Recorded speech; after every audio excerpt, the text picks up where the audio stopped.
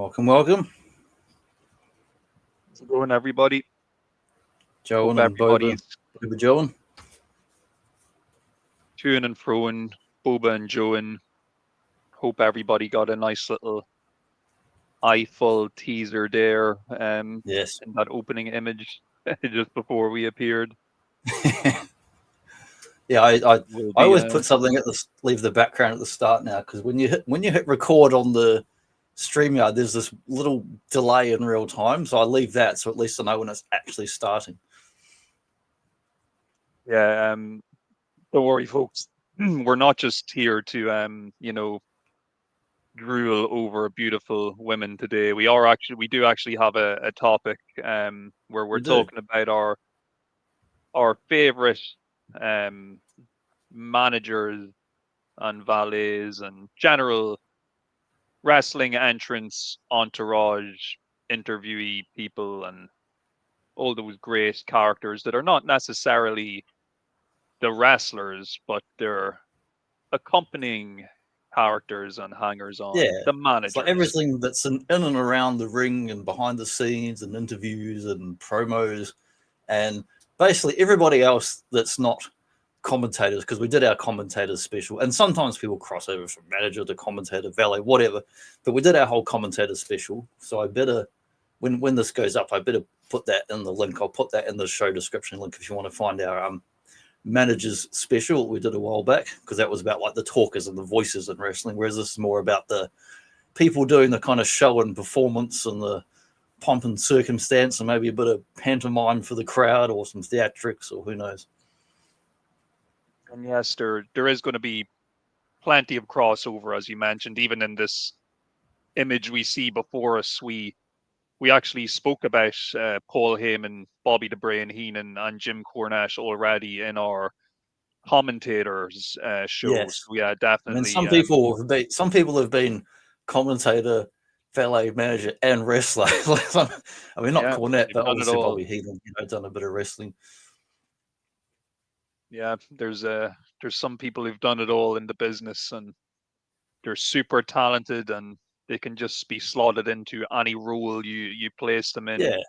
But yeah, we're focusing mainly on the managers and the valets for this show. The good old men and women who will accompany your favorite or possibly most despised wrestler to the ring. Maybe cut a promo or two for them before the match starts. Maybe cut a promo after the match talking about how great they are. But basically, most of the time, the manager's job is to essentially put over whoever their client wrestler is and to sell tickets basically for the matches by helping promote the feuds and the fights and all the various fracas that their wrestler is going to be getting involved in. So it's quite the job.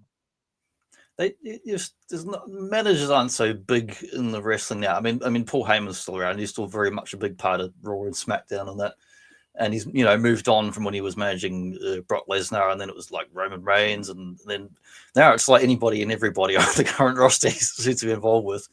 But it seems to be managers are more downplayed now. But there was a time where managers were just like an essential part of like the classic wrestling, pretty much 70s, 80s, 90s. There were just like managers everywhere. Yeah, and it can really help, when you have a wrestler that's maybe got some of the tools, but not all of the tools. So maybe they have a pretty good look and they can work well in the ring, but maybe they're not the best talker and maybe they don't have the most charisma. If you pair them up with a charismatic manager and let the manager do the talking for them, all of a sudden you've got this total package act where you've got all you need to maybe make some money and to do well. And a good manager can really make a mediocre wrestler appear to be great, or at least much better than he actually is. Now, of course, on the flip side of that, there's plenty of dud managers and valets as well who, they didn't really add too much to the particular wrestler. Maybe they just weren't suited to the role, or sometimes they were just in the way, and maybe the wrestler could talk and was real talented, but they got saddled with a bad manager who held them back. Not on purpose, but they didn't get to shine. And sometimes, you may have a situation where, somebody who was a wrestler and a big character in a previous life is all of a sudden cast in the role of a manager, and it's kind of hard for them to actually put over other people instead of putting over themselves. A couple of examples I could think of there would be guys like the Honky Tonk Man or the $1 Million Man. Like, they were great Yeah. wrestlers and wrestling characters, but when it came to being managers, they weren't always great because they were their Well, they got character. so much charisma and flair, not unlike a Ric Flair, that it's hard to pay attention to the who we're supposed to be paying attention to. Exactly. They were bigger than the people that they were managing. Remember Like, when they were Steve the bigger Austin came star. in and as the ringmaster, it was with Ted DiBiase and had the diamond belt and all that. And it's like, well, who cares about the ringmaster when Ted DiBiase's there? What is he did? Exactly. Or when they tried to repackage Billy Gunn as Rockabilly and they gave him Honky Tonk Man as his Yeah. manager, and it's like, well, who cares about this Rockabilly guy? I just want to hear what Honky Tonk Man is going to say. It I remember happens old from time to time. Road Dog used to be. He's right in the middle of the screen. There used to be the Yes. roadie.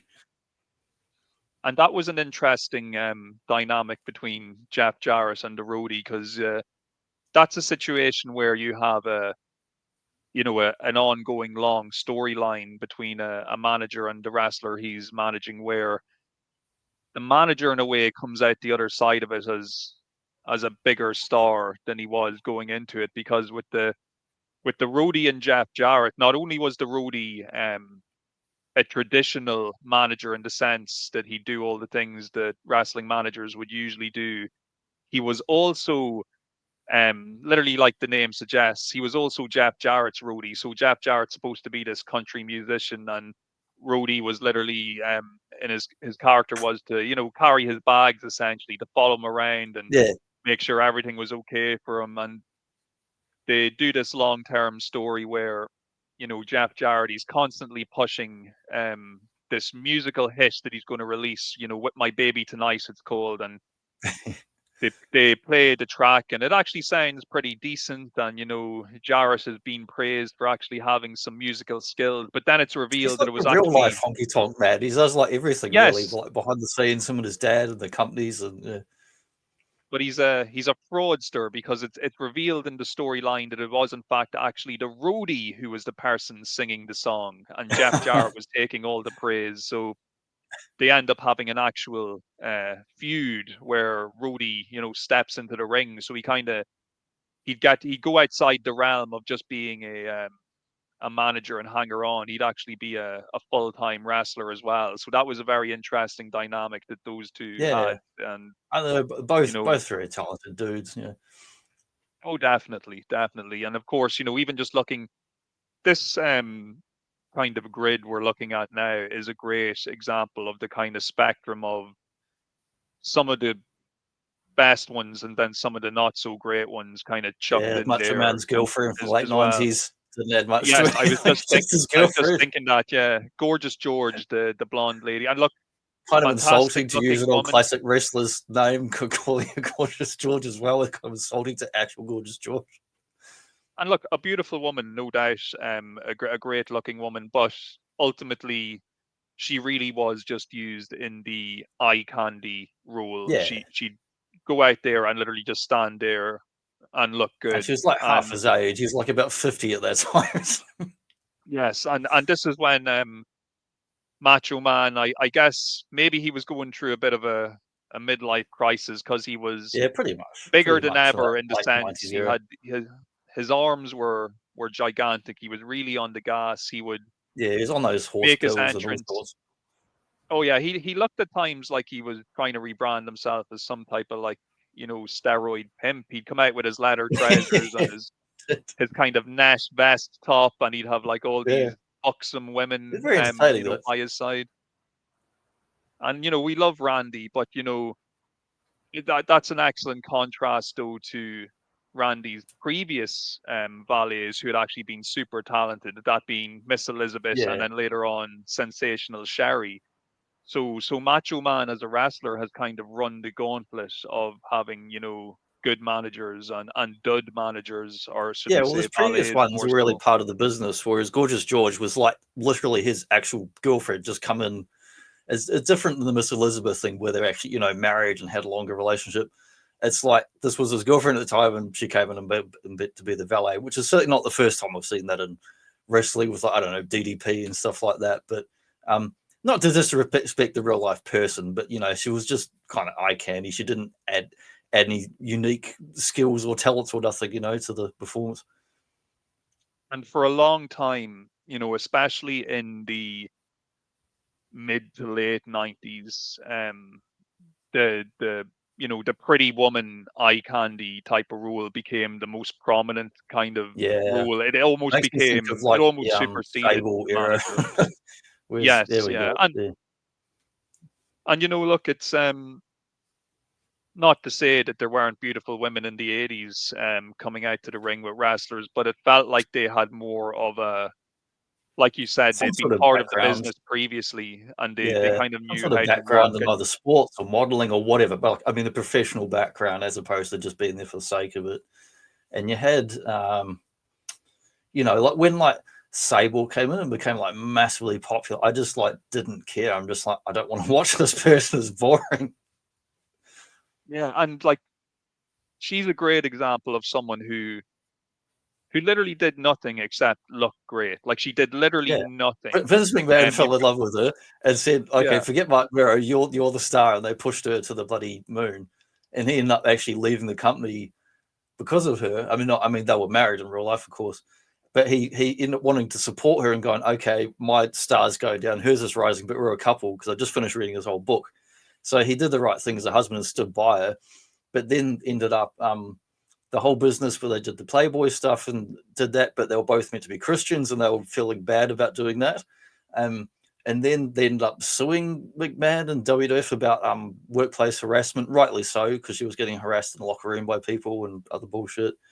But then they also end up splitting up. And Mark Mero actually said in his book, because he actually supported his wife and she got into the wrestling, he ended up leaving. And then their divorce basically happened because of that on-screen character and relationship. If Sable hadn't been a character in WWF, they probably would have stayed married. yeah.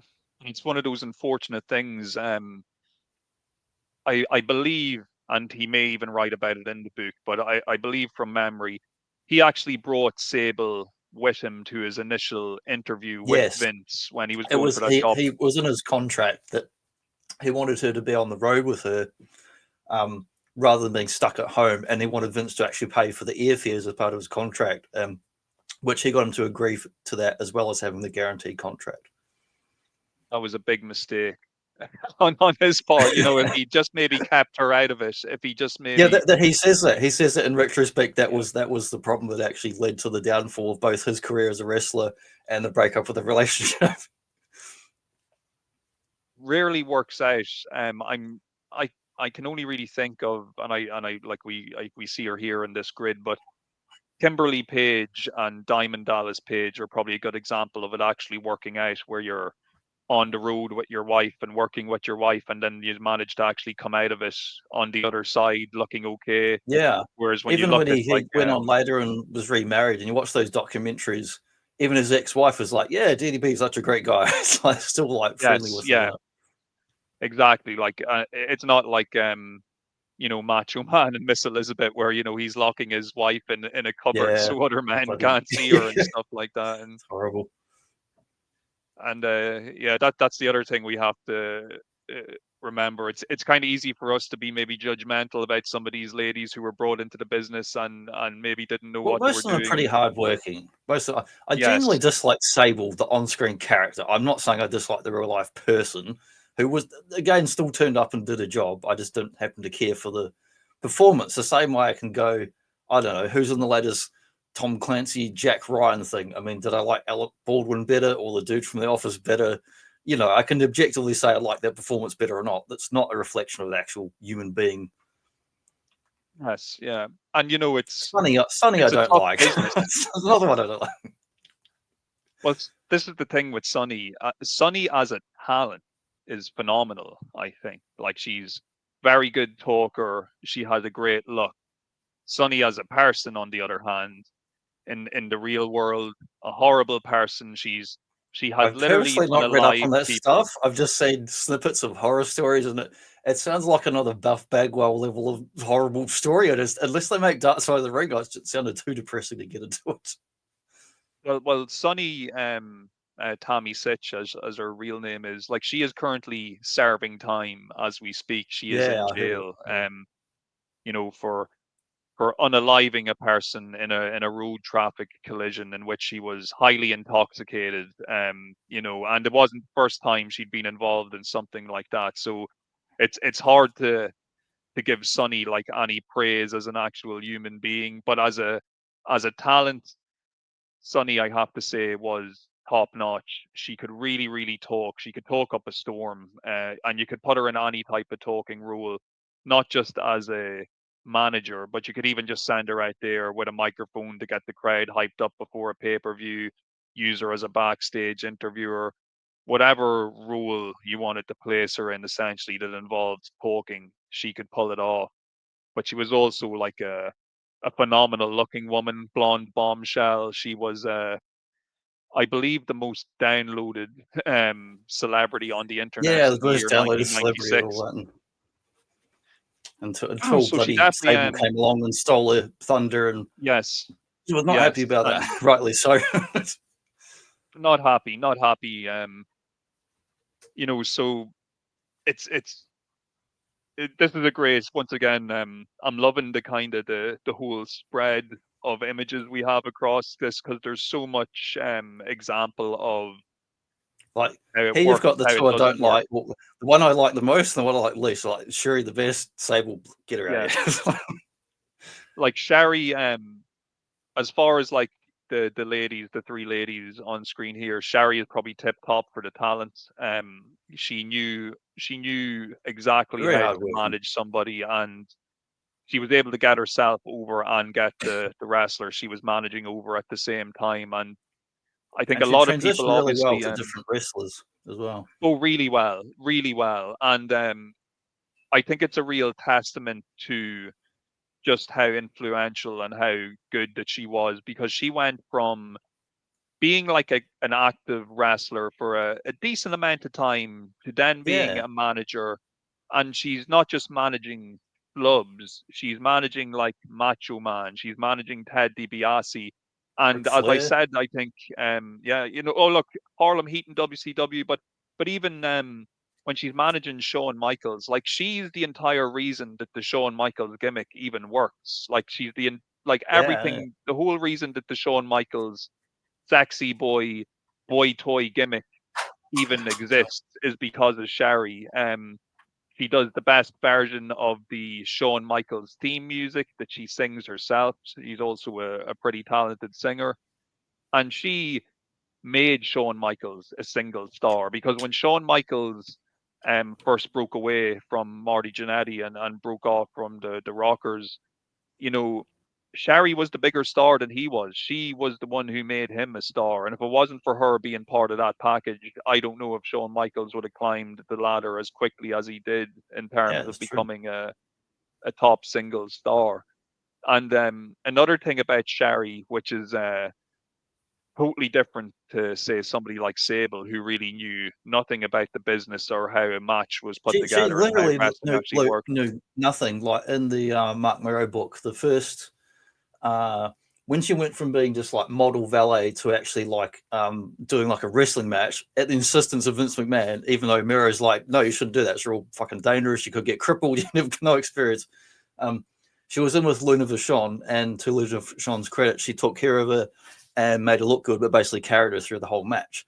After that, she had to go away and do at least some basics and, like how to take a bump and do some not proper wrestling school because they were too big and famous and there was no time, but to get at least a little bit of that, so she didn't go out and get seriously injured. If Sable had just been prepped out of the ring and not given a microphone, she would have Yeah. been fine doing what she was doing, because she was one of those people where, in her case, and I'm not trying to belittle anybody. I know it's a tough business and a tough act and a tough game to be in, but you know, she was only good for being that piece of eye candy that everybody kind of Yeah, oohed and awed at when they came out to the ring. and it also says in the Miro book, like she really she wanted to be an actress, but for some reason, but she never went into movies or acting. I mean, she did after because of the wrestling, but it's like she wanted to be an actress, but it seems like want to be an actress in that kind of California way. Like I'm going to go out there and be an actress, and like, but without putting the work in to actually do it.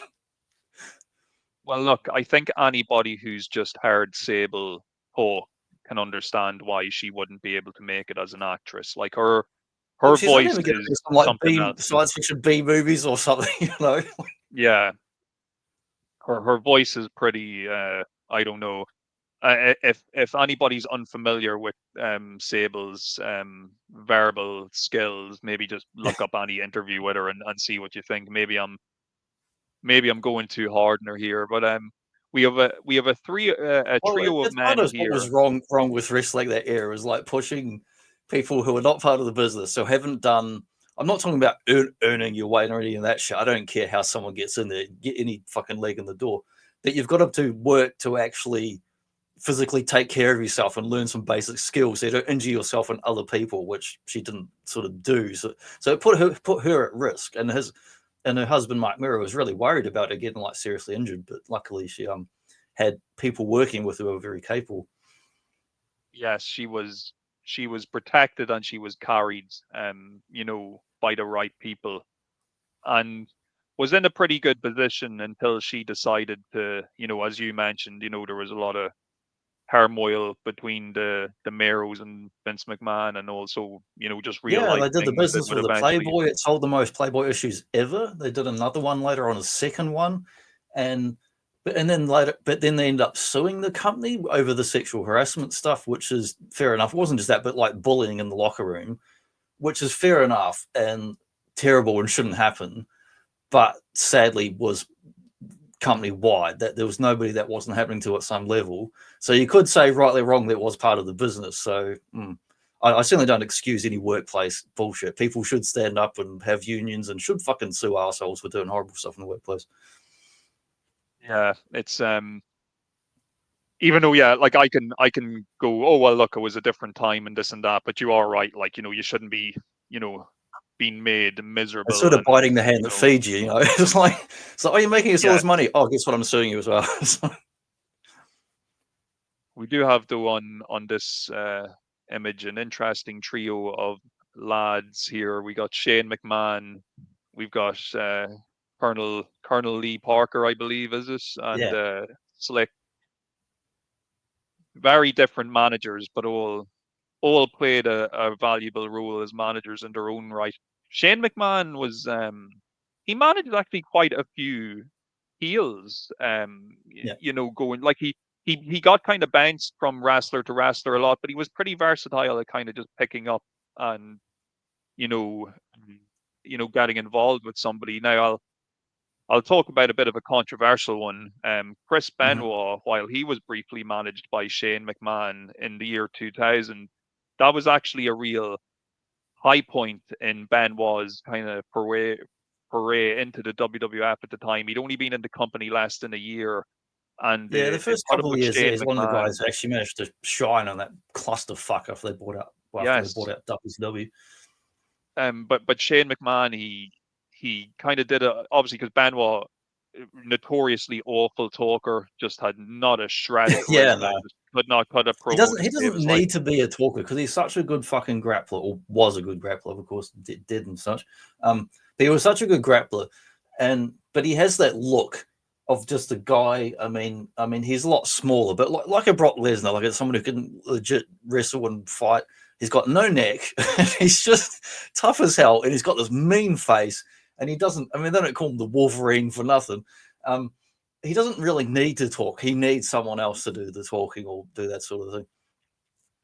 And Shano was perfect in that sense, because they pair him up, they pair Benoit and McMahon up, and at this time, Benoit, it's like the summer of 2000, and Benoit, I think coming into the fall, maybe 2000, Benoit becomes the number one contender for the world championship. And the promos with Shane McMahon leading up to the pay-per-view, I believe it's Unforgiven 2000 possibly, they're really good promos, and Shane McMahon, he's really good at putting over Benoit as this kind of like stone cold killer. He's like a man of he's got deadly that. focus. He's got And that like mean look to him, you know, in character. I yeah, mean, but like we were saying, like he just can't talk to save his life. So the fact that they've kind of Shane McMahon there to kind of be this kind of charismatic kind of hype man for him, it actually works really well. In a way, it's too bad they didn't keep them going as a duo for longer. Like for a little while, they I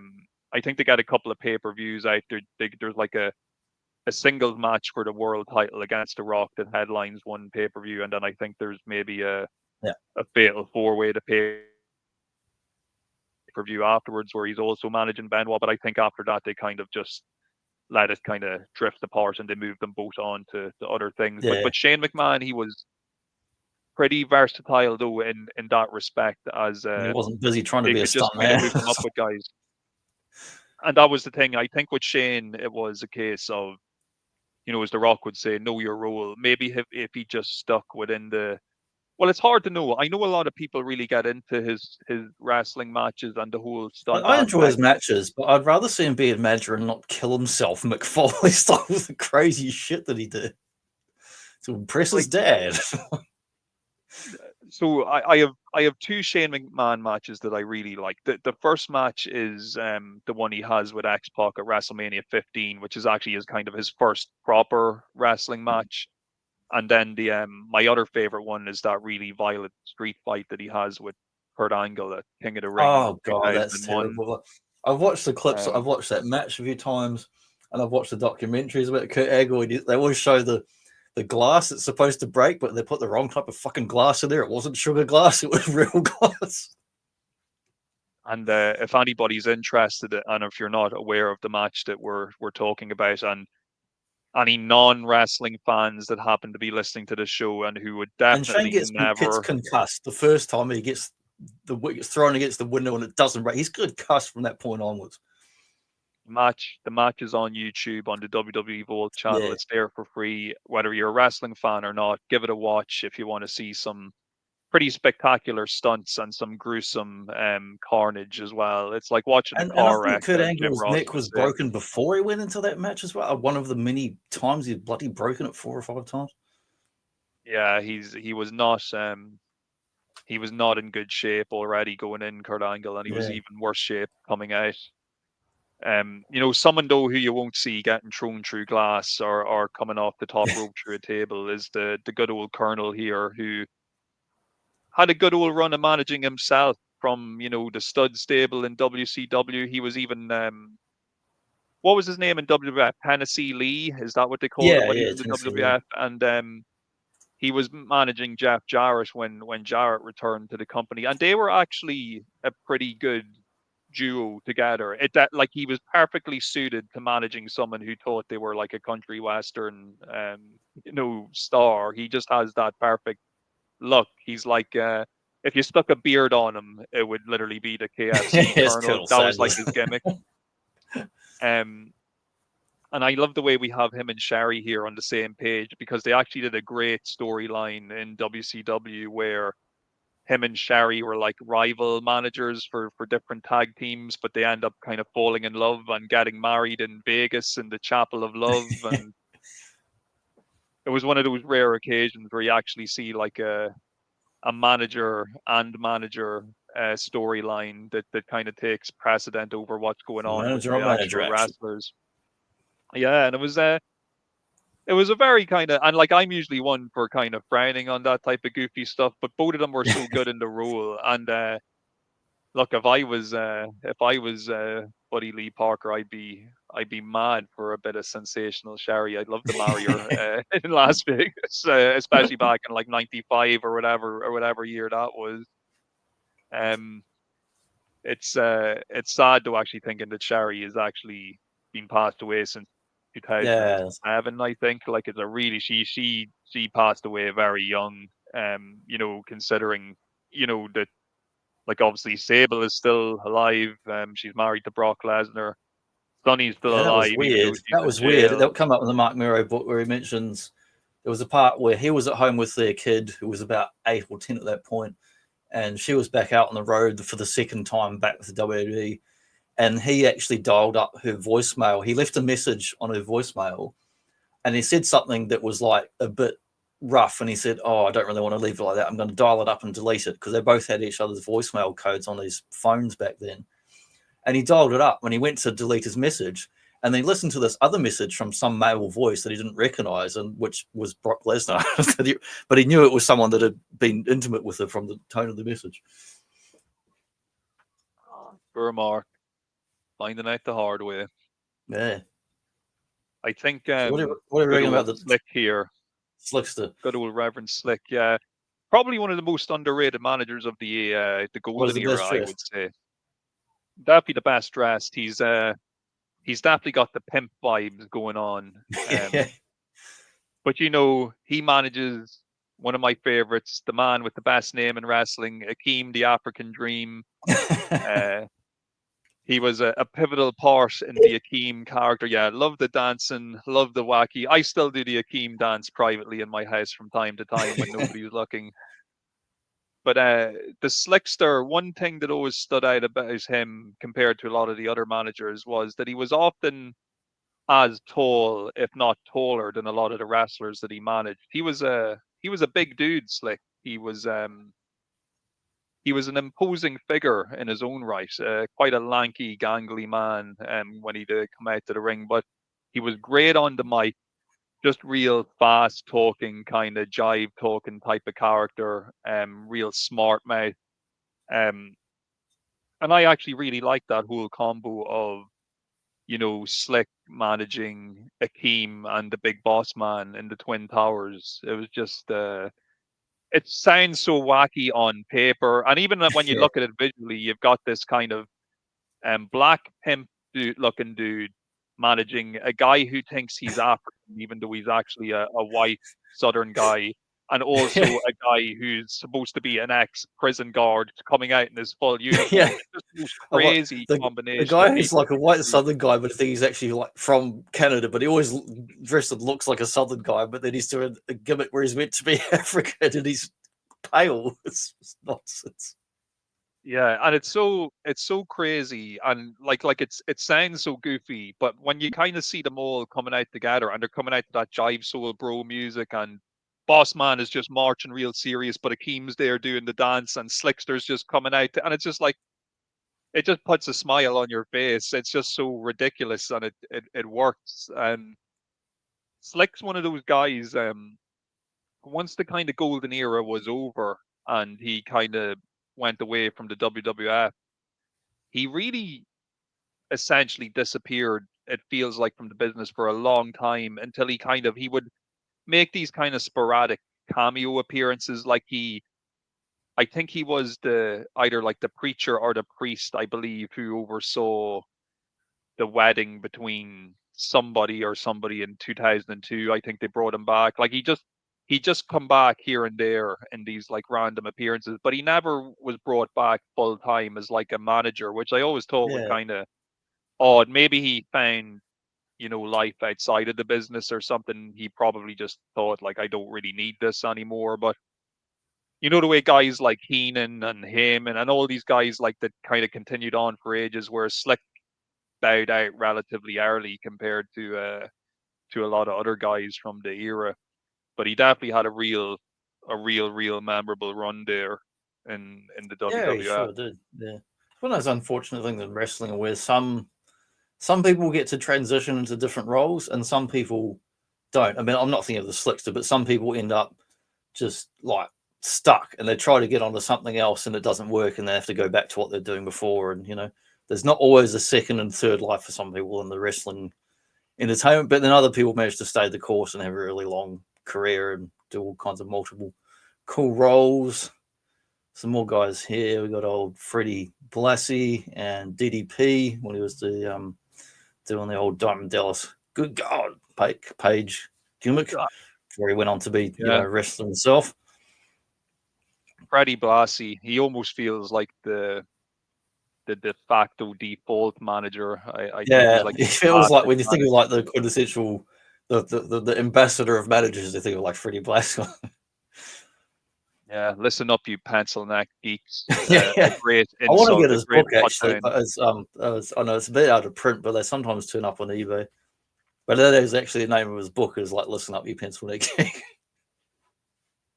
Like obviously from when my fandom started originally, I only knew Freddie Blassie as the old man who would appear in the hype videos during like Attitude Era pay-per-views, because he had this great gravelly voice. And like say Yeah, like they'd that's have right. him do the WrestleMania hype pack, and he'd be like, "No, we will witness the showcase of the Immortals and all this." Like he just had this great delivery of lines. It wasn't until I got a bit older and you start watching previous older footage and reading about kind of history of the business, and you realize, oh, Blassie was probably one of the most influential managers ever, and really, really over as a despised heel. The type of man who people would try to attack and punch or stab possibly as they made their way to the ring. And yeah, just really, really was the almost that kind of prototypical blueprint for what a heel wrestling manager should be and could be. And yeah, cheeky boy here looking cracked out of it. Probably had a wee hit of the pipe before this photo was taken. But yeah, I love Blassie. But yeah, as we briefly mentioned, good God, Diamond Dallas Page, DDP, uh, what a guy! Gets into the business in his mid-30s, starting off as a manager. He'll eventually become Yeah, a wrestler, but and as a he manager, was a he's real pretty life cool. manager too of a nightclub, where the wrestlers would come, and that's how he'd met a lot of them. And we were admiring his talents recently when we watched the AWA Super Clash 3.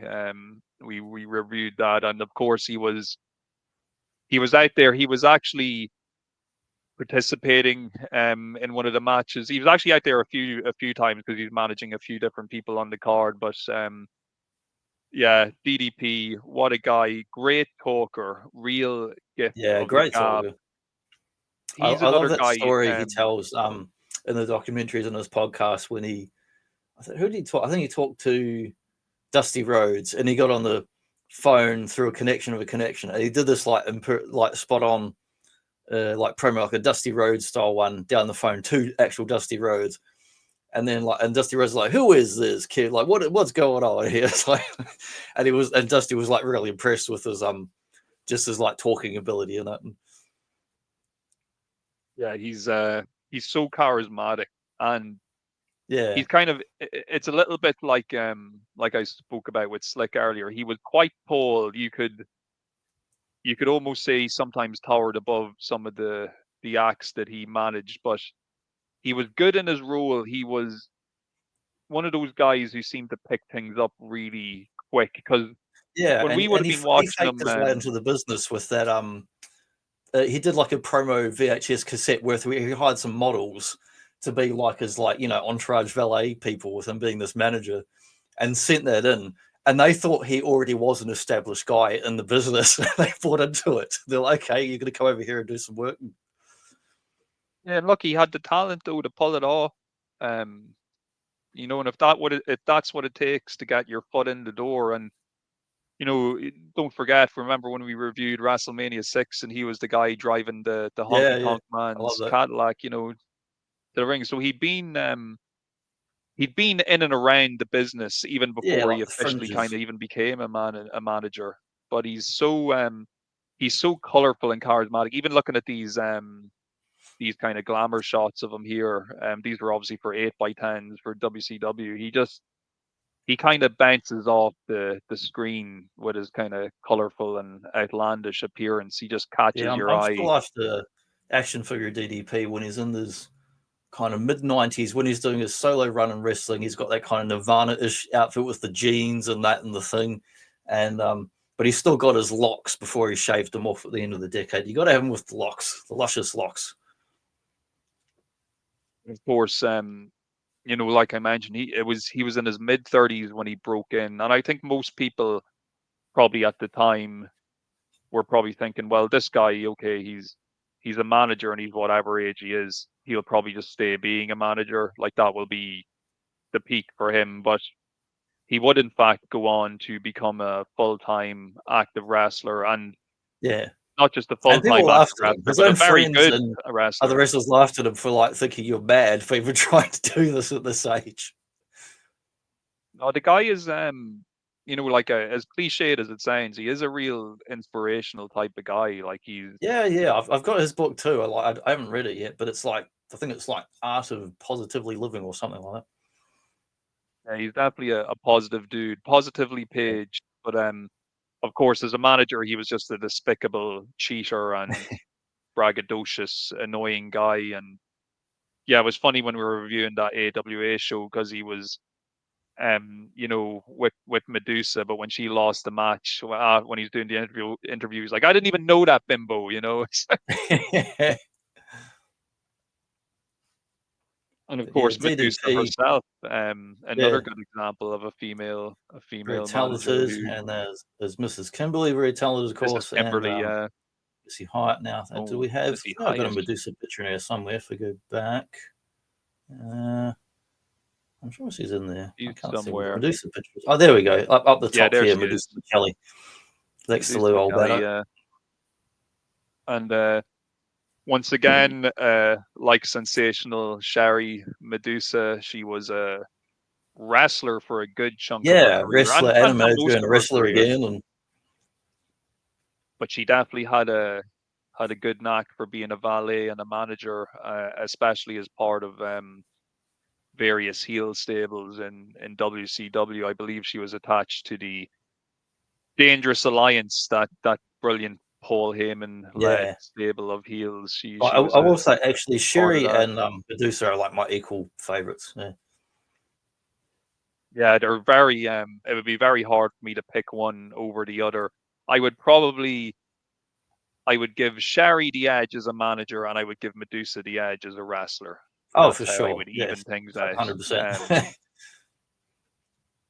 But we've got a few kind of dual purpose or dual talent people on this page that are sticking out, because we'd already mentioned Jim Cornette. He wasn't just a manager, but he also did his fair share of commentary and interviewing and booking and all sorts of jobs. And he took quite a few bumps and wrestling. injuries. Like he was never a wrestler, but he'd done interference in matches and running in, and got quite a number of real life injuries that still affect him to this day. Right beside, though, in the small square there, beside Jim Cornette, Jose Lothario, he's a good example of a dud manager, I think.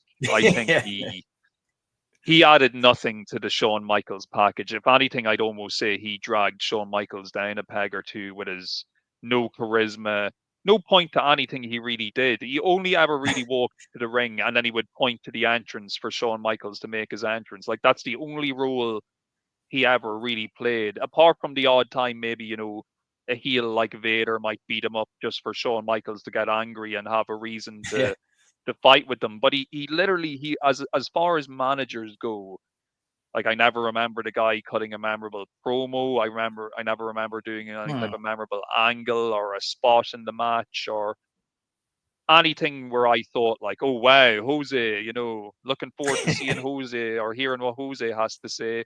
And I think even Shawn Michaels himself didn't have some any managers interest are like the silent, just a physical presence and don't do much else, which like Harley Race, amazing wrestler, interesting real life character in high school. As a manager, I mean, he was just there. He was just there for a lot of different ones. And I just like seeing him, but it's not like you're seeing him often. You don't, in the manager, you're not seeing him get to talk that much. And I do like hearing him talk and when he's doing like promos and stuff. I would say that Harley's, as a manager, mostly he was mediocre, with one exception. I would say would be his partnership when they put him with Vader. I think that was a good match. They seemed to gel well because Vader was so over the top and loud. It kind of suited him to have somebody more quiet and low spoken like Harley, because Vader would be like, it's better time, and I'm gonna blah, blah, blah, and I'm gonna do this and do that. Whereas Harley would have that more kind of sinister edge where he'd calmly explain what was going to happen and the jeopardy that the baby face was in. So I think when he was paired with the right guy, it could work. But in general, he's probably definitely not someone you'd instantly think of. Oh yeah, he was like No, and a I top don't fault him for manager. that. It's more like how the company or promotion used him at the time. But anytime I'm watching wrestling from the late 80s going into the 90s, if he just turns up in the background, I'm just happy he's still around and they're paying him. He's got something to do. Of course, on the front of having multiple talents, got Lita here as well, who, apart from just being the pretty woman valet who can accompany Ase Rios to the ring, she will also transition into being like a full-time wrestler and Yeah, she also does. become like She was probably, I really liked of all the ladies in that kind of post 2000 era, like Trish Stratus and that, and the ones where it really moved from like there was a lot of valets that went into being like proper wrestlers. You can tell they'd been to the basic wrestling school or whatever, and actually, were doing proper matches, not just silly ones. I really enjoyed like Lita's matches and that, as well as her like entourage kind of stuff and that. The old Hardys. And she had a great well, I was going to say it was a great heel turn. It was kind of a real life heel turn because Was it the Edge thing? she Or? had she had an affair with Edge when she was still involved with Matt Hardy, and it went public and it caused a big hullabaloo. But Vince, sicko that he is, actually decided to put her and Edge on screen together, as a couple, and acknowledge the kind of bad things they'd been doing in real life. And I have to say, it was a genius idea because she was fantastic as part of that package with Edge. And when he Yeah, was originally given that rated R superstar gimmick, and she'd come out with him looking all hot and sexy, and everybody knew she was a bad girl because of what she'd done to Matt Hardy, and they just got great heat. And I did like the I think she contrast was, to. She's probably the most alternative looking one since like maybe Sherry, who went through a lot of different looks, but she had that kind of goth punk sort of look, but not a try hard way. It's easy to see like a fake goth looking character, but she genuinely had like the different attitude. She got tattoos, she got the different pants and things, and she was a different look from your typical diva or bimbo-ish looking valet. So I like that about her. That was quite, she was different. she was very unique, and at a time when there weren't too many athletic women capable of doing much in the ring, she did have that. She had that bit of experience. She could actually work. She could, do a moonsault. She could do a hurricane Yeah, rana. You could have her doing like action spots within matches when she was just the manager, and then of course later on that would stand to her when she'd make the transition into more of a full-time wrestler. yeah, Whereas it's it's a big contrast there to somebody like Precious there, who we see with Jimmy Garvin just below her. Like Precious, she could probably work a little bit herself, but mainly she was there to be, well, depending on what you needed her to be. Sometimes she could be the damsel in distress. Other times she could be the antagonistic wench, depending on the role she I was thought they were cast. But pretty good angles though in that era. That was more oh yeah, your traditional actual valet or actual girlfriend or wife sort of character in that time. But I thought they transitioned really well into doing that real soap opera drama stuff in the ring, and not just outside, but in the ring with the drama with the ladies and all that quite well. it definitely helps if there is like a real life relationship in the background that Yeah, the public are, even though it may not be like totally front and unless it's center, Macho but if Man the and he public goes are nuts, aware. then it's not Yeah, so exactly. good. It's like Hulk Hogan, we were friends, and they'll start beating you up for real during the match because they think he's messing with your wife. I wonder how many people Jimmy Hart has managed. He must be a contender for a guy who's managed like He must so be like the many all-time all-star people. manager, I think.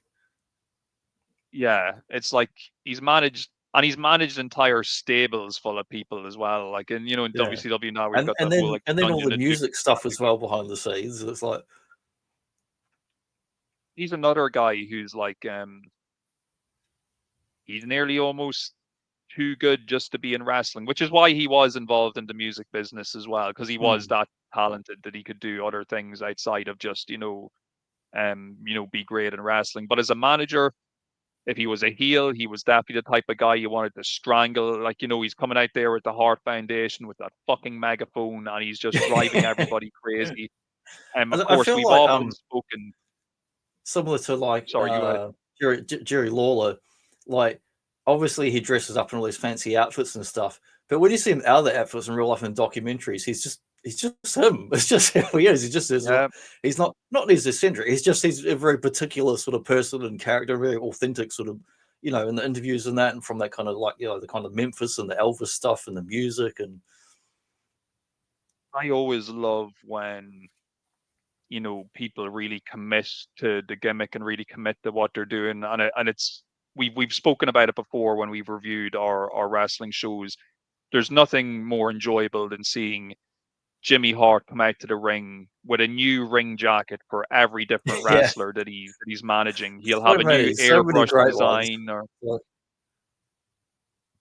like look at that, brilliant. He'd always just have these real intricate designs on his ring Love all jackets, his and outfits. if It's he's like there's coming few out with the people that have nasty so many boys with outfits, the like helmet the and stuff. Macho, Flair, Jimmy Hart, so many amazing outfits. And that's why they'll be able to keep producing action figures of them until the end of time. They were thinking ahead. Their families Well, will I'm be just happy I able to would have collect my that royalty WCW money. Jimmy Hart and my WWF one, and the with the the pink and black, and he's got that piano key necktie like he's wearing it. And it's wild to think that Jimmy Hart, who was such a despised, like, weasel of a manager who everybody hated, he was able to kind of seamlessly transition into being like a really popular babyface manager. Yeah, it's true. When he started managing Hogan and Beefcake in the early 90s, and then he'd go on to WCW with Hogan and do a whole bunch more managing, continuing the tradition of having the wild ring jackets. Like, WCW was not known for having much good music, but any good music it did have was probably produced by Jimmy Hart, Yeah. and he did a lot of real. The only good music was the stuff they illegally played back then in matches that they didn't have the permission Yeah. for. But speaking of weasels, I might jump over here and come back to them again. The old weasel up here in the top left. Bobby. What a man. Where do we even start? He's just the best, like, isn't he? Like, I think. Yeah.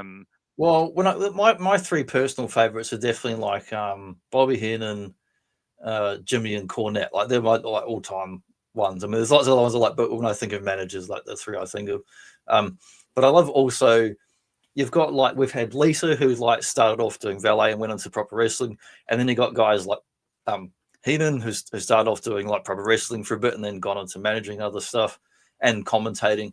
And I love when you get to see him doing this silly comedy bits, but also he can take a good bump. He's like just fantastic at taking these like real clumsy looking, oh, I'm not paying attention, someone whacked into me bumps and falling off the ring apron onto the ground, and he just looks like somebody's doddery uncle, and it's like, oh no, he's going to get hurt, but he's fine. He's like great at doing bumps and stuff, and really like a Charlie Chaplin sort of thing, the kind of physical comedy of stuff and overacting and all that, as well as be able to talk, do great promos, and that fast wit when he's like, and all the segments they used to put him on, the primetime wrestling, all the bits with bloody Gorilla Monsoon, where they would do the highlight shows and they would introduce it, and sometimes they would have the LJ and bloody action figures in front of them, and they'd go, oh no, there's a match from this guy, and they would sit there just insulting each other back and forth like some old bloody comedy duo. Just like brilliant.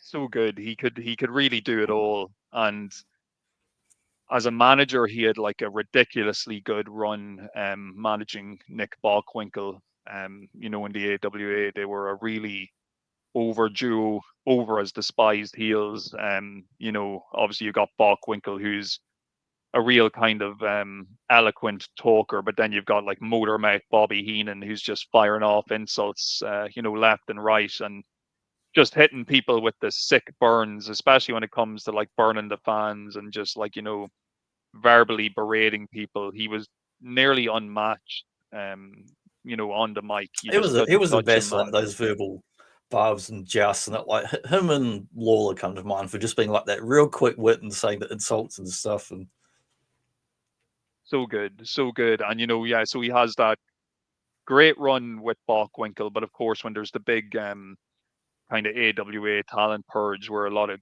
people jump to WWF, like Bobby becomes like such an integral part of everything in the WWF. But it's really as a manager where he's just across the board, like he's managing the Heenan family. He's got a lot of big deal clients. some of those WrestleManias, He's he the comes out for man. like 3 different matches. Yeah. But if you think about it, like, you know, with Bobby, and especially if you're kind of ranking achievements and stuff, like Bobby is the man who's managing Andre for that match with Hogan, like the biggest Yeah. wrestling match of all time. Like it's a Bobby Heenan client that's going up against Hulk Hogan, you know, for that match. Like he's the brains, no pun intended, behind the operation to unset Hulkamania and, you know, destroy Hulkamania. And he's great consistency as a character. You know, he's always just he never dropped the act when it comes to just being like a Yeah, cynical. he's such an amazing comedic talent. Like he's amazingly hilarious and all the stuff he comes up with. And his character's so good. And then you see him in some of those like shoot interviews that are on YouTube.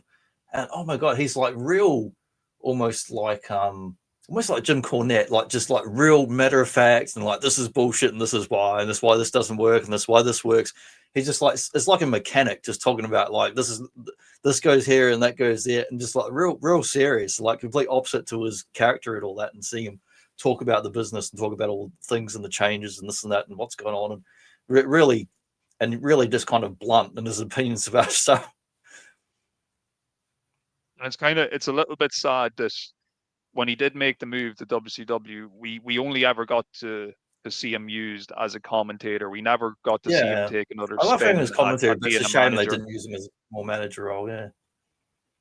Now, don't get me wrong. I'm sure by that stage, physically, he'd obviously gotten on a bit, and Yeah. maybe he just wasn't up for doing that type. But he still could have at least been a spokesperson for maybe a young heel coming up. It would have been Yeah, for interesting to sure. see I guess the what one could have happened. advantage of when you're doing commentary is he could sneak drinks underneath little Yeah. sips in between. So I think towards the end he wasn't even sneaking it anymore. He just didn't Yeah. care. He made it pretty obvious. But no, he was top notch. He really was top of his game, Bobby, and he'll always be fondly remembered. And I think that's the beauty of it as well, because even though he get people kind of angry and annoyed, but they'd also still appreciate his kind of wit and how clever he was to Yeah. actually get them that And riled I up in like the that a first lot of his place. humor is pretty clean, almost in a I mean occasionally there's a bit of innuendo, almost in that Seinfeld kind of way. It's not easy to make such good jokes that are just completely clean and kind of family friendly, but he was very good at that. He's easily the top dog on this page. Not to say Mm. that there isn't a few other talented dudes here. Some more talented than others, and maybe some more talented at doing things other than managing. Like when I look at Yeah, Brother for Love sure. here, Bruce Pritchard, I think, yeah, he had a couple of good gigs, or not good gigs, but he had a couple of gigs as managers where he was a bit of a dud manager, but then at the same time, he did stand out as a memorable character. But like, I think we can agree that, you know, Brother Love managing The Undertaker isn't very interesting compared to like No. Paul Bearer managing The Undertaker. You Yeah. know, he just wasn't always the most suitable candidate to have as a manager. No, like the And best then you've the kind of best thing got I like seeing Brother Love is of getting him beat up by Piper or something like that. and sometimes like you look at people like here, we spoke about the roadie earlier in Jarrett and how he was kind of there to play a particular role apart from the manager. Even here, when you look at like Diane Smith, British Bulldog's wife, like Yeah. her managerial role was essentially just to work that storyline where Shawn Michaels is kind of making advances at her, and you know British Bulldog is becoming jealous. But it's one of those weird situations where they take a woman who hadn't previously been managing this guy, put him managing this guy just to do the storyline, and then you don't see her managing him again after that. It was really Yeah. very short term and very kind of obviously, you know, we're just doing this for the purpose of doing it now. And maybe in a way it was And you probably did for the see a lot of best the because extended Hart family on screen and in the you know, in the arenas and the audience and those times as well. China is an interesting one because I like even China. though I like China, but I think what worked for her is I know we've kind of maybe kind of made a little bit of mockery of people like Sable, who we said just need to kind of shut up and stay quiet. Well, China I was liked her that more quiet. like when she was more like Diesel to Shawn Michaels. She was the, you Yes, know, when yeah, she was the with Triple muscle. H, rather than being a solo wrestler or whatever. I think she was better as the enforcer muscle. I thought it was a good character. Yeah, and it works, and it's a nice contrast to the kind of you know, juvenile kind of comedic silliness of Triple H and Shawn Michaels to just have this Yeah. strong, silent, kind of muscly woman, you know, who's there as the enforcer, there as the muscle. And she had a very striking look. And the fact that she could get physical with the men made her a very interesting character and very different to any of the other female valets we'd seen Yeah. up until that point. The fact that she could actually not just take bumps, but she could also perform like power moves and stuff like that and make it believable. You know, she was very good. And even later on, when they did develop her character a bit more, and she did the whole pairing with Eddie Guerrero with the Latino Heat Yeah, storyline, I and she did kind of enjoy that managed him too, for a actually. while. So she could be Mamacita. versatile. Mamacita, yeah, she could be quite versatile, China. And I Um, like the un- contrast when they paired with Eddie Guerrero. He's fairly short, and she's just so tall. She's like bloody Wonder Woman Amazon size. So that was quite fun, just the dynamic of that. What do you yeah, reckon about it's a old hilarious Easy visual. E?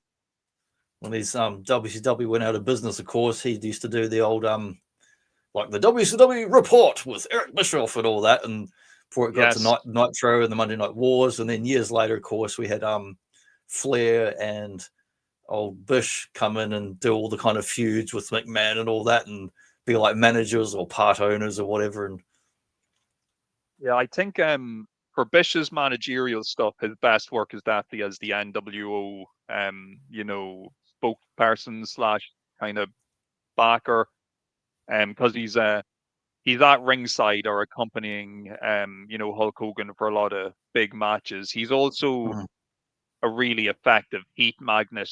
People just kind of love to hate him as part of that NWO stable.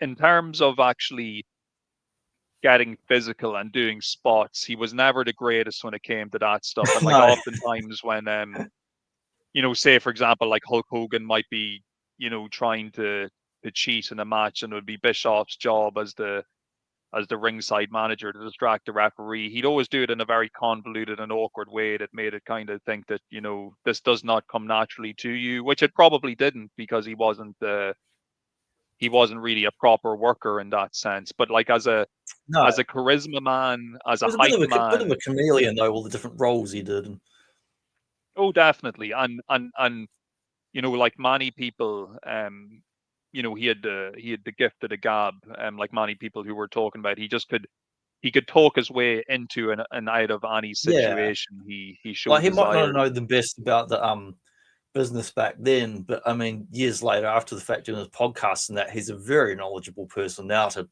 listen to on his wrestling podcast on YouTube, and also just about business in general. Like he's obviously a smart, clued up person, and I like there's someone who managed to transition away from wrestling and go on to you know, live a good family life out in the bloody I can't remember where he lives, but he's got like a nice big ranch or something. You know, he's out in the wilderness and that, so it's really beautiful. Man who Bischoff is literally pointing to on the grid, JJ Dillon, of course, another multi-talented individual. Of course, though his most famous manager run was like, it started off as just managing Tully Blanchard by himself, but eventually he would become the manager of the most prestigious faction in American wrestling history, the Four Horsemen. Yes, indeed, he was out there throwing it up with the elite in professional wrestling. And the good thing about JJ, and this is kind of going back to like what I was talking about earlier with guys like you know, Harley Race and Vader. he's not like an over the top shouty type of guy.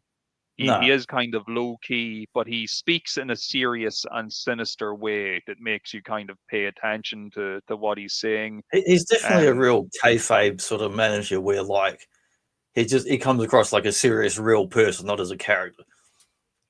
Yeah, and he's not going to be taking like crazy flamboyant bumps or anything, but he is going to be the guy who He won't be dressing he's in the guy weasel who's going suits. to yeah. He's going to be the guy who smuggles the knuckle duster into the ring, or the guy who, you know, he might slip you the powder to throw in your opponent's eyes when the And referee's not I'm loving looking. this era He's too. that Like type of guy. everyone's still dressing in suits of that. I mean, Flair, when you're seeing these like promos in the kind of early to mid 80s, is always wearing like, and I got this suit from Michaels, and you can get it there for however many $1,000. And JJ Dillon always just like dressed professionally and looking really good, and real style. He's a great man for quoting, you know, legal jargon and, you know, rules and stuff when he's trying to get, you All know, these something rules you worked didn't out know for one of his exist because he clients. just made them up. Yeah, pulling them out of his ass just to try and make sure that his client gets the win. You know, anything Yeah, to I used to get the love that advantage actually. for this The guy. 70s and early 80s wrestling, particularly the Southern wrestling, they'd go on about all these rules and different things, and they say, "Oh man, this is like really serious. They're really getting technical stuff. They're just making shit up." Now, someone who did not have the gift of the gab, but definitely had you know, the looks and a couple of assets that made her quite appealing was young Deborah here on the other side of the screen. Deborah I thought what you were going to McMichael. say was what are you going to say? Was one of the Samoans there who's got some assets. Yeah. But yeah, Deborah, like she had been around the block. You know, she was originally managing Mongo in WCW, and then I think when they split up, she was involved with the Four Horsemen for a little while. She was alongside like Ric Flair with Nancy Sullivan, who was playing woman at the time. But then after that, she starts managing Jeff Jarrett and goes with him back to the WWF, where they actually do that gimmick for a long time with Deborah as the manager of Jeff Jarrett. And one thing I'll say about her, she wasn't the most charismatic, but she did have a great look, and also the whole dynamic with her and Jeff Jarrett, where she was always trying to show off the good, but Jeff was always trying to cover her up. Like that was great yeah, for getting heat, because she yeah, always wanted to give the fans what they wanted to see, but old curmudgeon yeah. Jeff Jarrett didn't want They her. did a similar thing with Miro and Sable when she started coming out in the sexy outfits, and Miro would be like, "Oh, that's my wife. Stop looking at her." Yeah. Stop looking at her in this outfit that I was clearly okay with her walking around in before we went out in front Yeah, of the people, you yeah. know. We got out of here. But Deborah, What? she'd have even a later managerial run managing her own real life husband at the time, Stone Cold Steve Austin, as a Oh heel. yeah. I didn't They know had until that I was kind reading of his book last year. I didn't know that they'd been married briefly because he's had how many bloody wives? yeah, I think he'd had 3 or 4 wives altogether. It's like Their that's like marriage kind of ended. that's the real Stone Cold Undertaker match. Who's had the most wives at this point? Yeah, I think the Deborah and Stone Cold marriage had a bit of a controversial ending. I think there was like, you know, I think accusations didn't he of slap her domestic around or something violence like and that? stuff. Yeah, there was a lot of talk of that at the time. Nothing, I think, legally came of it, but I think it was kind of known Hmm. what had happened. But yeah, she had like, for someone who, you know, wasn't a great talker and who kind of got into the business by accident by virtue of who she was kind of dating or married to, she actually had a pretty long and substantial run. Yeah, well, she Um, adapted well, I think. Yeah, oh yeah, definitely. A good old Harvey Whippleman here in the middle as well with his weird little goofy outfit. He had like golf hat. yeah, Harvey was a great guy to put with a gimmick, and they always put him with gimmicks, especially in the WWF. You know, he's there with Kamala. Then later on, he's managing Giant Gonzalez.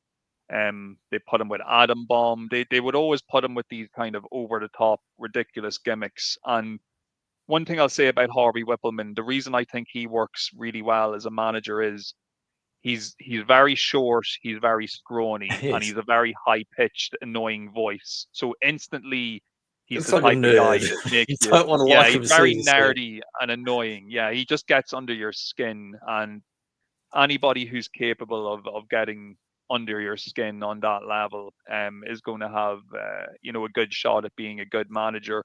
I think with Harvey though, because they'd always put him with such outlandish gimmicks, he did kind of just disappear into the background apart from when he was actually needed to do a spot or do something, because I don't always automatically think of him when I do think of Kamala or when I do think of Giant Gonzalez or these guys. I think more of these weird looking, odd looking monster men rather than the guy who happened to be managing them at the time.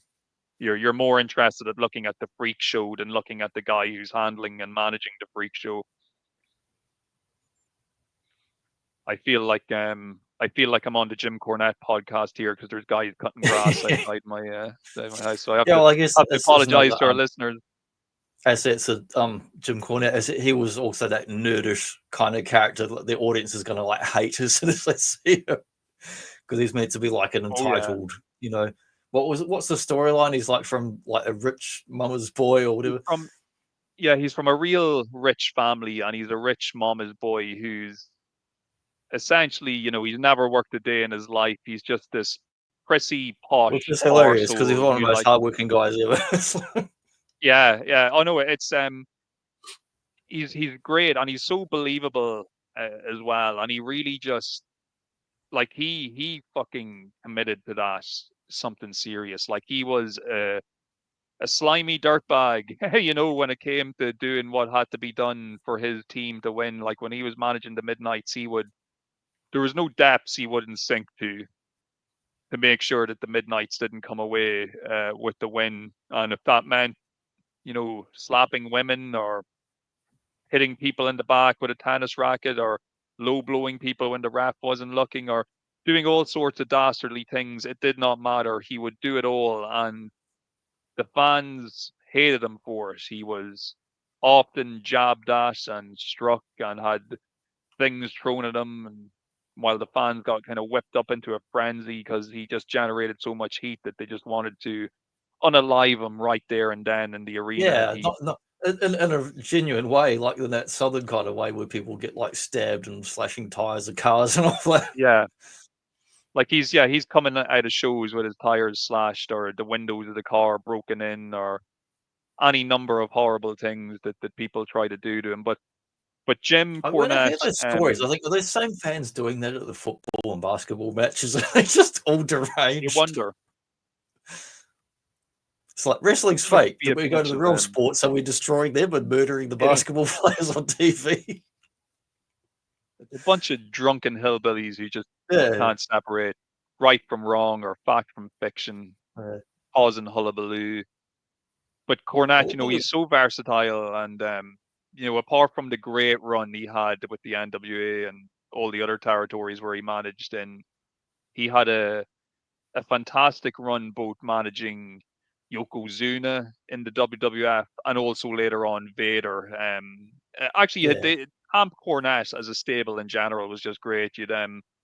I think the original run was 90s like stuff in WWF, like part of the writing team and all that, as well as doing the managing stuff, and then which led to his famous feuds / disagreements with old Vince Russo, of course. Oh yeah, good old shit stain, as he likes to call him.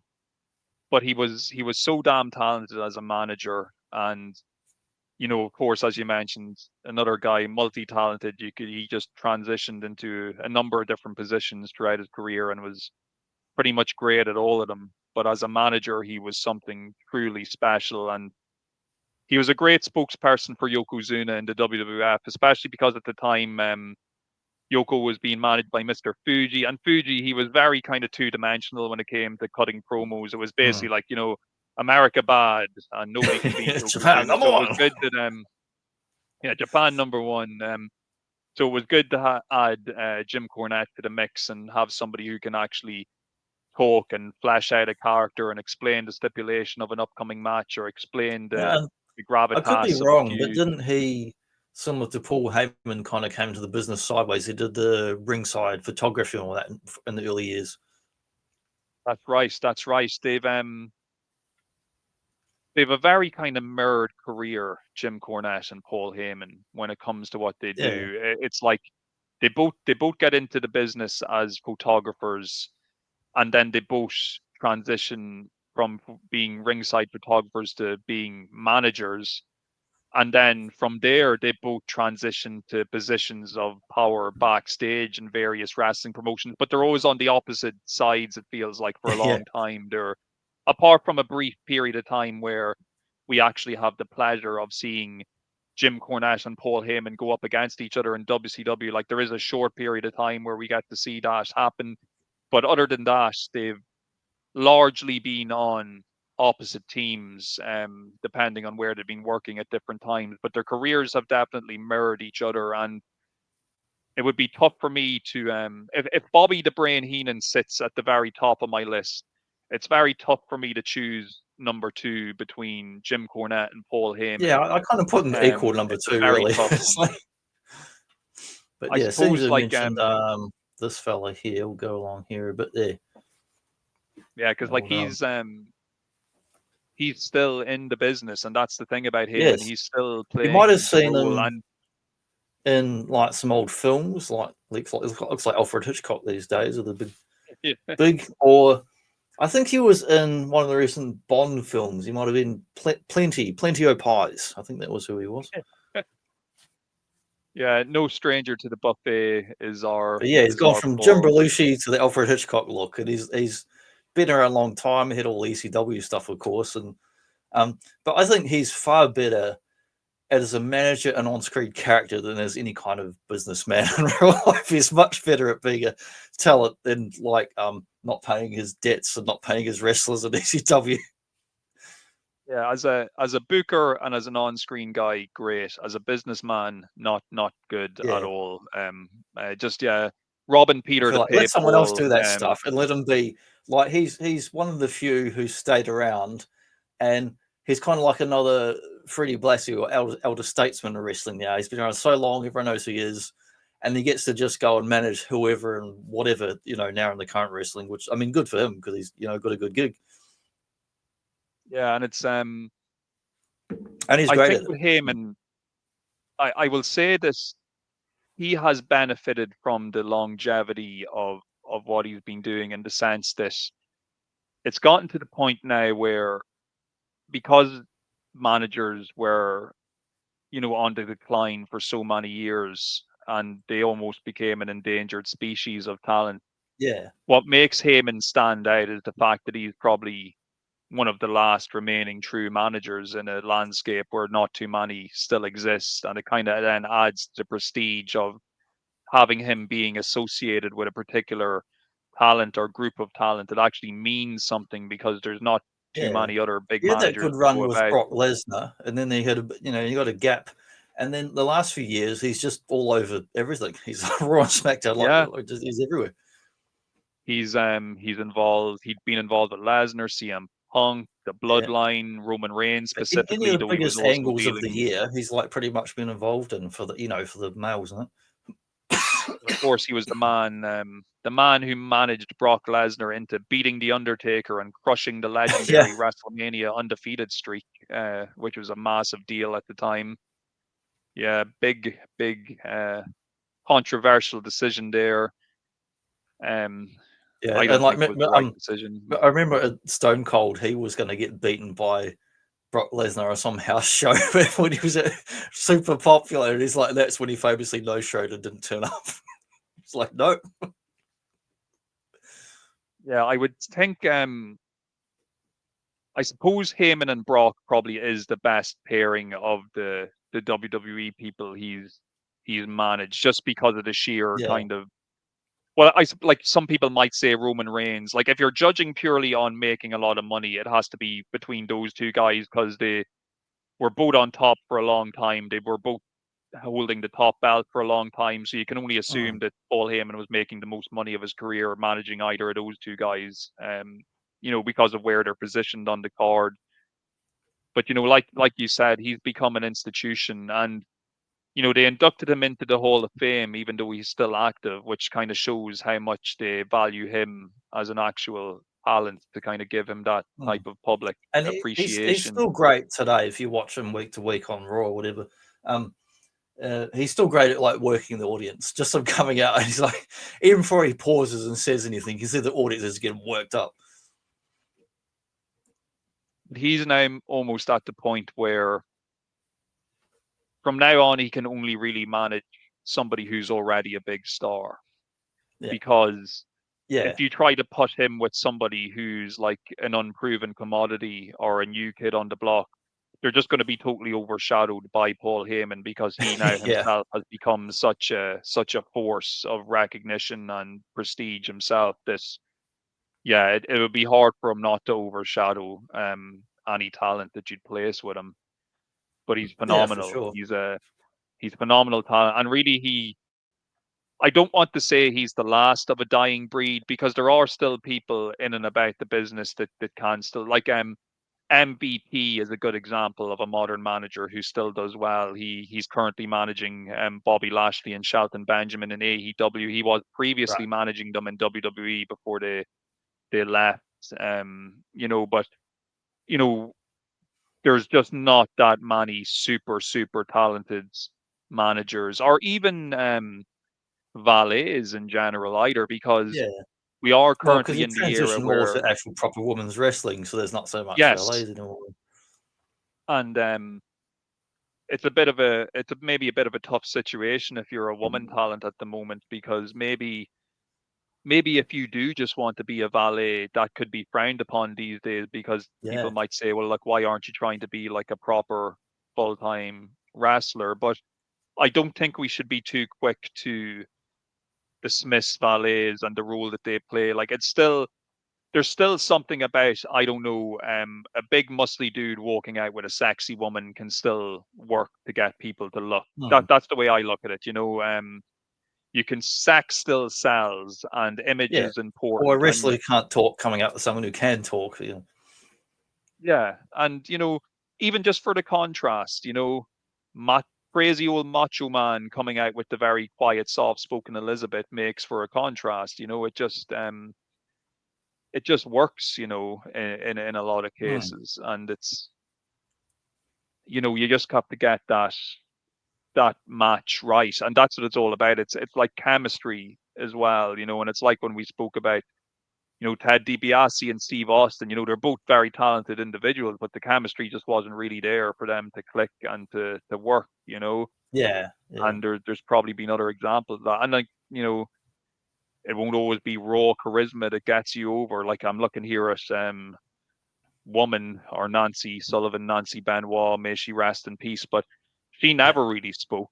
But once again, she had this dynamic kind of charisma, like this physical charisma that just kind of exuded around her, and she could just pull you in. And even though she didn't really talk or do much interviews, she was a great worker in the sense that she was always in the right place at the right time when you needed her to do spots or be in position to run interference or distract the referee, or just do whatever needed to be done to make sure the match flowed smoothly for whoever she was managing. And she's one of those people who, because of the tragic circumstances for which she met her end, and because of who her husband was, she is kind of forgotten in time. She's rarely kind of spoken about or talked about, or because you can't really speak about her without talking about her husband and what happened there.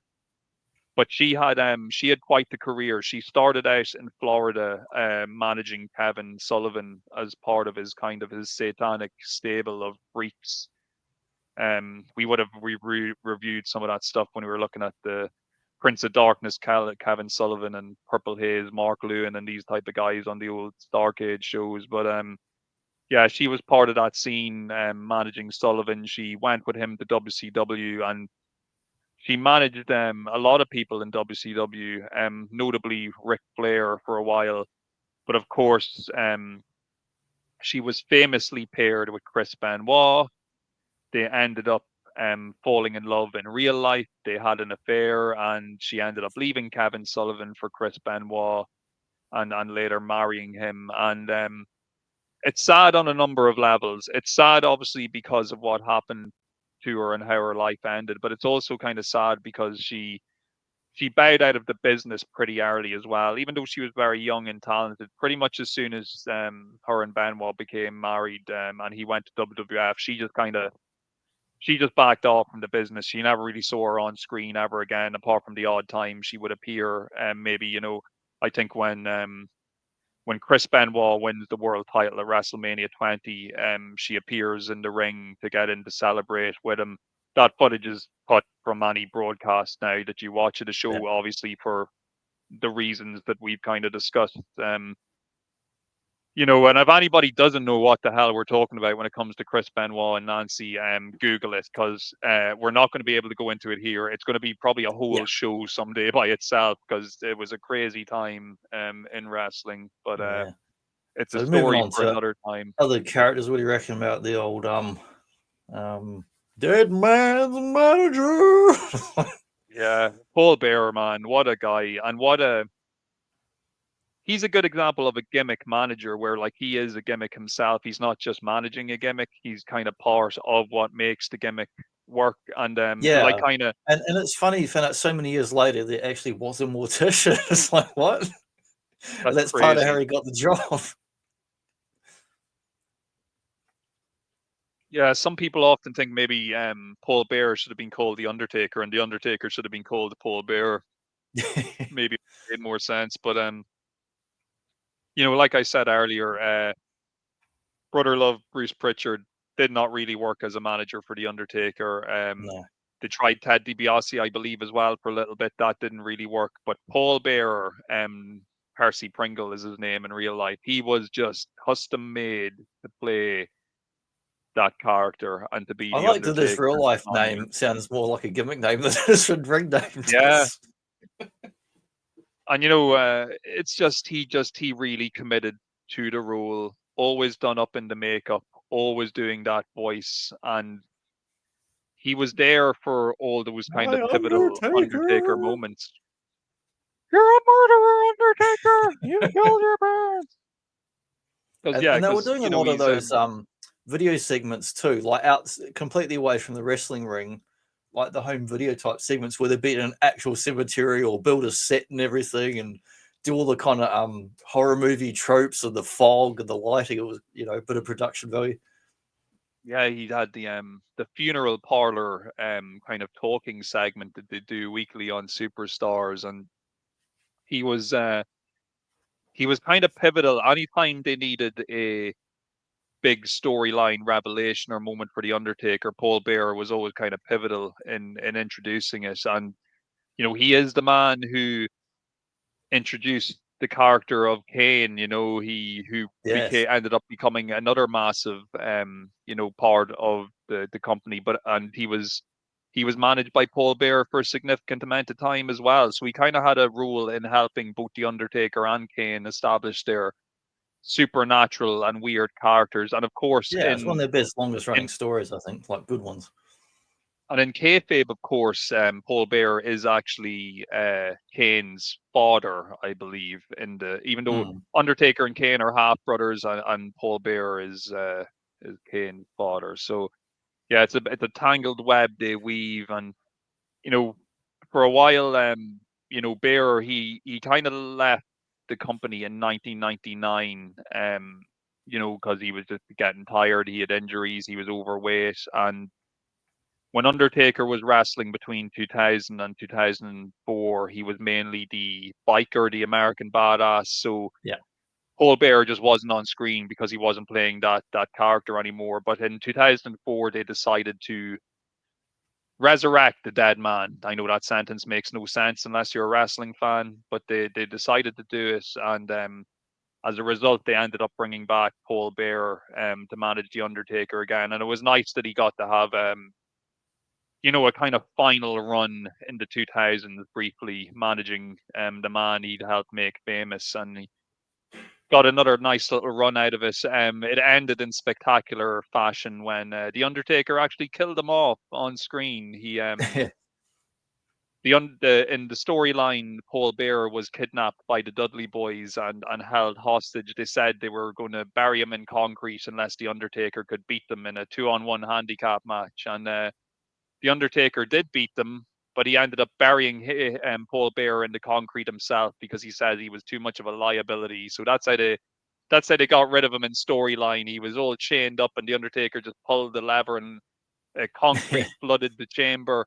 But don't worry, it was actually a stunt man that was in the chamber at the time. Paul Yeah, Bearer they were doing a would lot go of on. dangerous stuff then. They were setting people on fire and coffins and burying folks alive. Old Mankind and Stone Cold and Undertaker.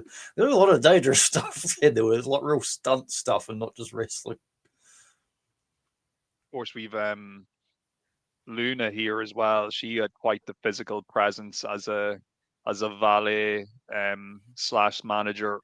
Usually, and later on, she'd be paired with like monster heels, like Bam Bam, but and then like freakish heels like Goldust later on. But of course, originally in WWF when they brought her in, it was kind of in this weird feud where she was feuding with Sensational Sherry over the affections of Shawn Michaels, which was a very bizarre pairing in the sense that you just couldn't really visualize Shawn Michaels being paired up with Yeah, somebody like Luna.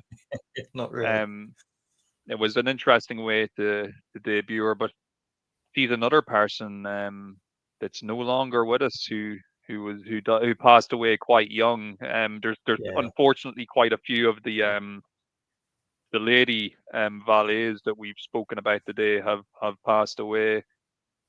Luna is among them, but she was another one. She knew how to work. Her father had been a wrestler, so she had grown up around the business, and she knew how to just conduct herself, how to play that character, and how to be effective doing what she was doing. And yeah, made a really big name for herself. I used to think she was terrifying as a kid when I was first starting watching wrestling. I thought she was the most scary woman ever. Where really all she is a normal looking woman that happened to have the sides of her head shaved. Like there's nothing scary about her Yeah. at all. Yeah. There's some face Yeah. paint They just on, you know. dress her up to make her look mean and nasty and that, and look like someone from some bloody post apocalyptic wasteland or whatever, like a real nut, like nutter sort of character.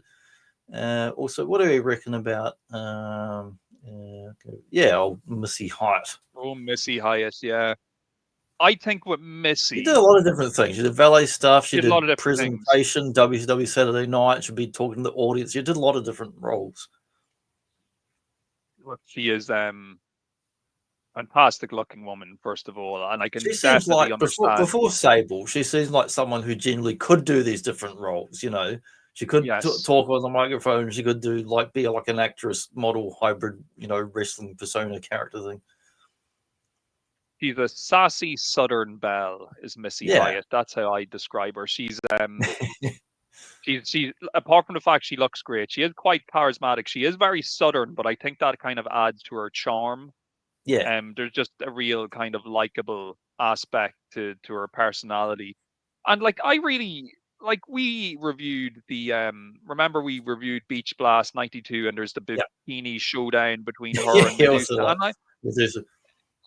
But she's really good. Like she's really adaptable and kind of malleable to kind of be placed in these different roles. And if you think about it, she kind of goes from doing the kind of the pretty girl supermodel backstage interviewer stuff, and then she's able to transition into like she's managing the Nasty Boys at one stage, and Yeah, she's coming out in like the full Nasty Boy gimmick with her own like personalized like nasty girl, I believe it says on the back of her jacket. It's just and like they used to do the old WCW Saturday Night was around for a long time, but like say around 1990 probably wasn't the best show at that point. But yeah, Jim Ross would be like the main host, sitting in one of those little director's chairs. There'd be some obnoxious like teenager from a movie who'd be the guest that week no one cared about, and then they'd be like, "Here's Missy Hyatt over the audience." She'd be like, "Okay," talking to people in the audience, and maybe there was a competition or something, and she just like had many many talents, many different roles. and unfortunately for Missy, like the way she kind of exited WCW, it really just came down to personal politics because she had been dating Jason Harvey of Wonder Years fame, who was also friends with Eric Bischoff. And when they happened to the timing was quite unfortunate. They happened to break up just as Eric Bischoff was kind of ascending to power, Yeah, and he wasn't too pleased with this lady who'd broken up with his friend. So she more or less kind of got managed out the door, no pun intended.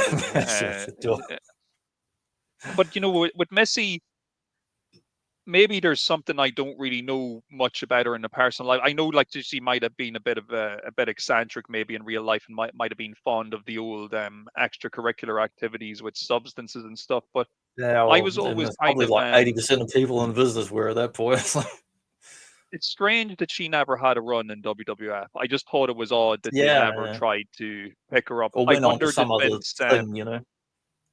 I wonder did Vince just have a problem with her southern accent? Maybe he is notoriously strange when it comes to having certain ticks that he does not like. Maybe she Yeah, was and just a bit I too reckon that's touchy part. for him. Like, I don't know, but like all the weird stuff. But man, it's like if you go on certain kind of websites and it's all weird, sexual incest type stuff. I think that's all made for Vince McMahon. He's the audience that's made for, and he doesn't like a lot of the southern stuff because he doesn't even understand southern wrestling or the wrestling that's basically better than his wrestling, and like he likes to hide his own southern background. I think that's the Yes, big thing, you know. he's so strange. He's such an oddball. And of course, he was in that picture earlier, talking to Ric Flair. Yeah, Vince, I yeah. suppose, just because we've mentioned him now a few times, it has to be said he did on occasion, multiple times over the years, he has played the role of manager himself. He's accompanied many wrestlers to the ring, usually in a He's a heel stooge. capacity. Yeah, he's you know, Profit whichever stooge. villain he happens to be supporting at the time, whether he'd be supporting Rock when he was a heel. He even managed, believe it or not, even though he feuded with Austin, he even briefly managed Austin for a while when they did the Austin heel turn, which Yeah, and was the stuff with like Austin and Kurt Angle when they're playing the guitars. if you were now I suppose it wouldn't be fair to do an overall ranking of loads of people we've spoken about. We probably have to Yeah, categorize people a little bit. So if we're just doing our kind of talky managers, I think for me, I would go with Bobby the Brain number one. I would go Paul Heyman and Jim Cornette as joint number two. I would probably have as my number three would be Jimmy Hart.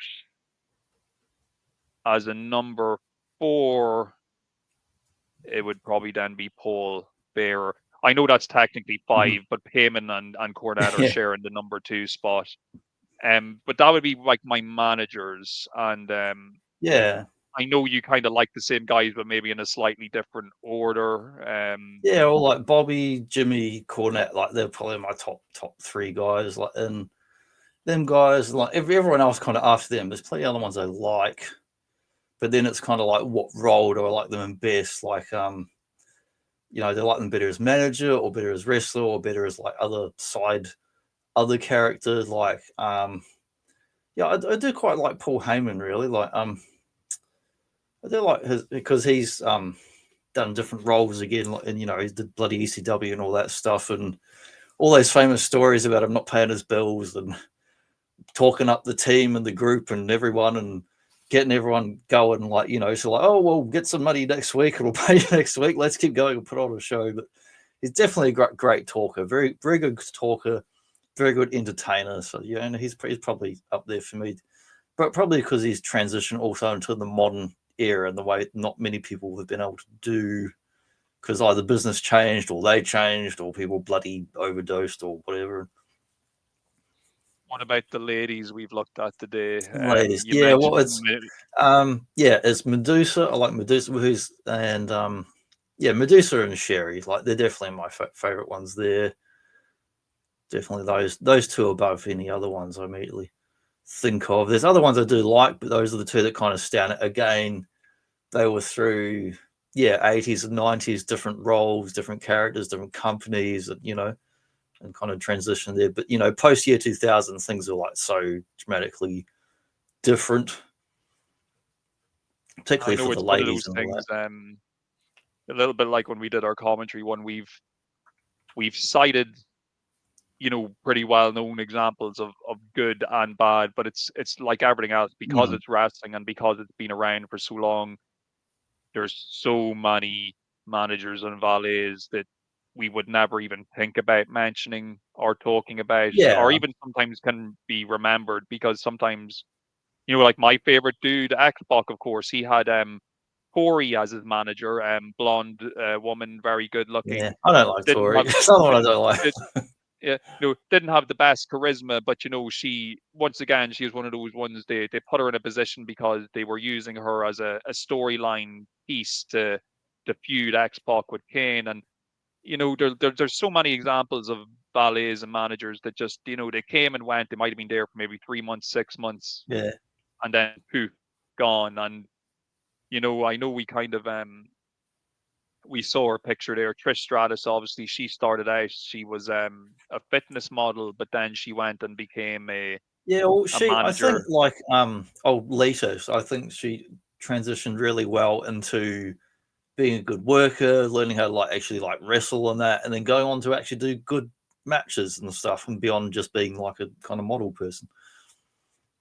And it really all comes down to the role you're put in and how you're suited to it. Because, like, say, it might seem strange to even compare some of these people because they were in such different roles and the requirements of them were so different. Like, say, it would be unfair to compare Miss Elizabeth to Lisa, because they were two totally Yeah, different very different animals, and what they were supposed to do was very different. The characters they were supposed to play were very different. So sometimes it can be kind of hard to, you know, definitively say, oh well, you know, this person was better than that person. It really does depend on the context of who they're put with, what they're doing, and if there's chemistry between, you know, the valet and the Yeah, client, or the and manager and the the client. real kayfabe era of Miss Elizabeth, you know, if you saw her outside of the ring or at the airport, you would expect her to be Miss Elizabeth. Whereas if I saw Lisa, I wouldn't expect her to be in character. She'd just be a person, you know. Yes, exactly, exactly. And you know, like I've mentioned now a couple of times, it's easy for me to sit here and say, oh, you know, so and so wasn't very good at doing this and that. It's a tough job. Yeah, I would better than struggle you, with doing Mark. this What type of job did stuff. you do? Yeah, yeah. How's my territory You get doing? out You there and know, get bumped and sever your bloody spine. but I would be highly encouraging of anybody listening to this today. Definitely let us know, like, who are your top managers, who are your top Was it billets, Lou Albano? who I just know it was Super Mario. i- if you want to just be a pervert and list who you thought the 5 hottest woman managers were, by all means go ahead and do it. I've tried, you know, look, I've tried to discuss mainly talent, but I think, look, it goes without saying, like, Yeah. a lot of these women are Divas just like Desert Heat. beautiful That was a women. classic DVD. Yeah, That's got to be on the Divas essential do playlist. New York. Divas do New York. Or no, yeah, one of these days it's going to happen. Me and Johnny will review that Stephanie McMahon It's fitness definitely a DVD. You fitness know, DVD. and actually, while we're on that topic, and before we do depart, Mhm. we should give a shout out to Stephanie McMahon, who was a good manager in her own right. Yeah, I Um, almost put her in there, and I just went, "Well, yeah, she did do stuff," but I was trying to go for like the more classic ones. Yeah. yes, yeah. Look, she managed her husband. It was probably not the hardest job She in the managed world. them real good. Managed Yeah. kids and all sorts of things with them. Do we have anything on the cards for next week's show, or is this a surprise? What do we got? What do we got coming up? Well, they've got Missy Hyatt in bikini. There was one more quick look at that Ooh, one. Yeah. And yeah. old Paul Heyman, getting out of there. So next week we're doing some catalog looking, some catalog perusing. Ninja Turtles 1995. So we've gone in order from the first catalog or whenever the hell it was in 80, whatever it was, up till this year. So we've gone. Eventually we'll run out of them. So we've started doing some Transformers ones. We're going to look at some Gloob later on when it lines up with old Epic Badger Jesse. But yeah, we've Three got next week items. Turtles, These following week Transformers. Nice and easy. I No want homework, nothing to watch, just stuff you already know about. I covet what we're looking at already. I want these Yeah, look at promo that. Look at that sets. chrome as your own. Oh yeah. And I did actually come across the silver one recently on eBay. It was a I know this shockingly high existed price. till recently because I certainly never saw any of those micro sets in the stores back then. I've seen some of later toy lines from subsequent stuff, but not these vintage ones. I've never seen any of those. Yeah, the dude was looking for 400 quid for it. It's too rich for my blood. But it's a bargain at twice the price. But yeah, we better finish up. I think so. We'll be back next week talking about turtles. We'll certainly talk about more wrestling down the track. But we've done about nearly 2 months non-stop now. We've done a good run. It's been a good run. Yeah, looking forward to getting back into the catalogs. Streak. The streak for now is over, but we'll begin again someday. But I didn't do a job for Brock Lesnar. I'll tell you what. Boba Joe lay down for nobody. That's right. Okay, folks, take care. I'll catch you next week.